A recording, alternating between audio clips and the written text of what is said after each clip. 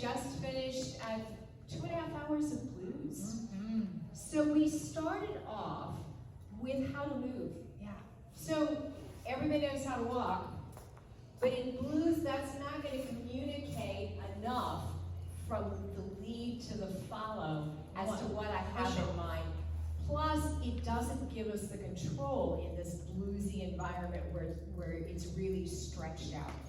So we want to push off from one step to the next. And we're catching with the other foot. We're really utilizing our feet. We also talked about the fact that we're not trying to do this straight up. We have a little bit of a forward pitch, taking our international ready position, and then just bringing it up here so we can walk our knees. We're ready to reach back. We're ready to push forward, and we can really move from this position. And note that also allows us to reach back. Yep. Whereas I'm fully up, I don't have much reach, right? So I can push, push, push, push. I can push forward, forward. I can push to the side, push to the side. We also talked about the idea that we're really committing our weight, right? So we're not just here, right? I would have to keep shifting to actually be able to pick this foot up. So a great litmus test is I take a step, can I pick it up? But then we're using that kickstand, especially follows when we're getting led in footwork. We have that foot so that we can stay committed to the foot we've been led onto and wait to be brought onto our next foot. Absolutely. Then we also added a pulse. What creates a pulse is a drop into the knee. Down, up. One. Down, down, down. And normally what happens is the pulse up is going to happen on 2. On our upbeats. So if we add that in, if I'm just pulsing, and now it's a 1, 2, 3, 4, 5, 6, 7, 8. So We told use follows. those knees. We told follows we could use the knee and the hip to get a little hip hop. And I am going to radiate more up through my chest so my follow can pick up when I'm trying to lay down. All right. We also talked about the fact we've got slows, right? We can walk slow every 2 beats, or we can walk on every beat, walk, walk, walk, walk. And we said that in blues, it feels really good. This idea of splitting the 8s. We have 8 counts. If you do 4 of something and 4 of something else, it feels really intentional and musical, even if you're just, doing a little of this and a little of that. So we have this idea where we could go 2, 3, 4, 5, 6, 7, 8. 1, 2, 3, 4. I could go 5, 6, 7, 8, right? So we can play with any of those. What directions can I go? Any direction I have a foot free, right? So if I have my left foot free, I can step here. I can step here. She can step to the I side. can step to the side. You can even go diagonal if she's clear about it, right? Right. And I could also angle up a little bit, and I can push off and I can slide, Right? So we said that we could do 2 count slides of like 1, 2, 3, 4, or we could take like 4 whole counts to do a slide. So we were like da da da da da da da 5, 6, 7, 8, right? and 1. We just really take our time pulling that leg in. All right, and so then we've got this connection. We're settled into what we call the pocket. And so that's going to be into my right forearm, right? And I really encourage you to just put some weight into that. I once had a follow who first started leading, and we taught this, and then as soon as the follow connected in, she went, oh, I can do something with that, right? Oh my God, Makes a huge difference. And we're really cupping over around with those fingertips. We talked about the idea that follows are really relaxing this down so my elbows are next to me. I'm not breaking frame, leaving daylight here. And as far as this left hand, we talked about that blade, because everything that we're doing is really body led. right? The rotations. Let's back up a little bit. Oh yeah, probably do want to do that. Those rotations. I don't really need this left hand. Yep. This left hand becomes something like a cat's tail Just hanging out. until I need it to lead my follow out. Yeah. So we did do that move, actually. We did. We did a little bit of rotation. And then I want you to notice where the lead comes from. I am basically just doing this, and that's going to roll her out. What does the hand do? the hand just follows the follow, right? It's not adding any extra energy. So I roll around, and I can do that with a single finger connection because it's not involved other than staying connected. Yeah. So we took that and we turned it into a little prep. We had leads encouraging the follows to continue to rotate. Follows kept their frame and went all the way, finding the end of that connection. And we sprung that back. Catch the back early. To catch you close. So good timing. I'm going to step, she's going to bounce. I'm going to catch her back.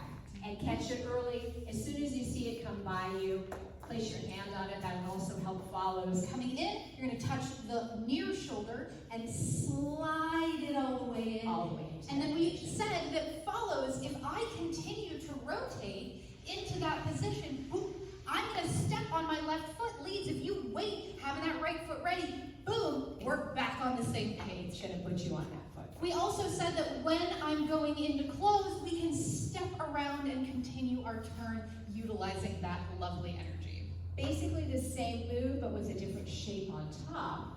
Let's say I got Clara out into open position, and I walked her out. We also did this, a nice little walkout. And then I got here, and there's so many things we can do from here. But one of the things we did do was a leads turn. So I walked in here, but I got my right hand ready, and now I'm going to do the same move to bring her into closed. Lovely, lovely. So, let's see, we also did a walkout from a rotation. So we're rotating, and we walk her out. Right at the end of that, I'm going to step onto my right foot, making sure that Claire is on her left, and then I can walk her out. And we could walk back if we wanted to, right? We could walk back. But anytime my follow is on that inside foot, of course, I'm also on that inside foot. So we did like 4 walks forward. We went da da da da da da da da. Ha! That inside foot's there. Now, does everybody see what direction my right toe is pointing? Where's it going? That way, right? So now I'm gonna close myself in and put my follow on the right hand side when I do that, and that's gonna allow me. So in, we rotate. I let her rotation open her up, and we walk, and I rotate her back. Right. We said that we could chain those together for just a very, very nice bluesy energy. And then we did an inside turn or an inside roll. Yes. Maybe the most important thing of the whole session. Because this applies to any inside turn that you're ever going to do. We want to prep it. Yeah. We really just, we love to get that prep there. Even if I'm doing, we'll just add something interesting. If I'm doing turning walls, I open her up, and then maybe I can go back the other way, right? Yeah. So it's the same thing regardless of what dance you're doing. You're going to open your follow up, and what I want you to notice, just like this outside turn where I use my body to roll down, in this case, on an inside turn, I'm going to use my body to rotate them to this inside turn. The hand is window dressing. Notice we could also, just like we did the rollout from the outside turn, we could actually do this hands free. And notice you'll always see a little snap of my chest right before the follow turns. That's giving them the energy to do that. We also talked about the fact that I'm opening and closing. We talked about chaîné turns, right? So if we actually show with the low hand, right? I'm opening, and then I'm closing, but I'm just closing to like ballet arms. I don't want to get small, especially when we add that upper hand. I'm open. Right. And then, go ahead. We also talked about the fact that as a follow, when I'm coming out of turns and blues, I want to make sure that I'm squishing the bubble, giving connection, and telling my lead what I want to do. Because maybe if she led that turn, I want to move through, but then maybe I want to take my time. And I'm not just letting this go soft, I'm giving her pressure so that she can feel how I'm exiting, and we can work together. Then at the end of the rope, whenever I finish with something, I want to find that stretch and maybe even look at my lead to say, hey, I'm ready for the next thing, whatever that may be. We also had a little inside turn, also to catch and close. That was that same idea as the roll in. We can also catch that shoulder. And notice I can also play along. So let's say I walk her out and she starts to do something cool, and I'm going 1 want to do something myself, right? I don't want to just stand there, right? Center, right? So all of those work. Claire talked about being Yes. as you come into close. If I'm going to do this roll in, right, when I feel the hand, I can just boop and get the elbow over. Or if I want to be stylish about it, when I feel the hand, I can go up and over. We said no elbows, hands nice and straight. It's going to go up and over. You're going to wipe your nose with your forearm. Wipey, right? So Very, again, very close. we come in, Right, no smacking the leads. right? Ideally not. Leaves, look for that arm, that will help. And I also said something right at the end of class that I think makes your leading much more responsive or Especially adaptive. blues. So as we're dancing along, and I lead a turn, all turns, even a simple turn out. If I'm watching my follow turn, I can adapt where that hand is. If my follow decides to move a little farther, I know to move with them. And even if I forget, and I don't do a great job of this inside turn, and I kind of crank it, at that point I can figure out what I have to do with my body to make it comfortable for that follow.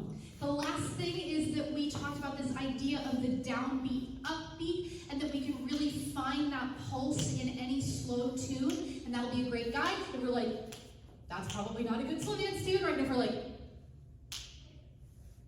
that might be a little bit tough. We talked about on our upbeats, we can hit them with some staccato, right? Stopping our movement, right? Where we can ha, da, ha, or we can go legato, and we can have this flow as we move. And if we use those interchangeably, it can really add a lot of texture and musicality to our dancing. And same thing is true with leads. If I'm dancing along and I feel something and I want to stop, I'm just going to firm up my frame and that pop to help the follows know that we're going to do a freeze.